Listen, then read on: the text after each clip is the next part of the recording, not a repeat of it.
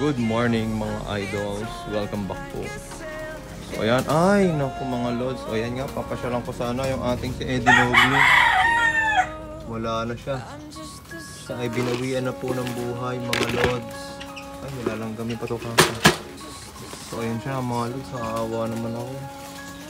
So ganun talaga. Iniwan na tayo. Iniwan na tayo ni Eddie Noble Bird mga lods. Siya ay ayan ay kailangan na po natin siyang ilibing. Ano po? Ayan. Paalam Eddie Noble Bird. Salamat sa iyong pagyaya sa aking mga alaga. Ayan ang mga kasamahan niya dito. Siguro nanghina siya nung iniwan namin siya kahapon kasi hindi siya nakakain. Wala pala, binukod ko na lang siya mga lods. Ano? So ayan. So ngayon ay ito na.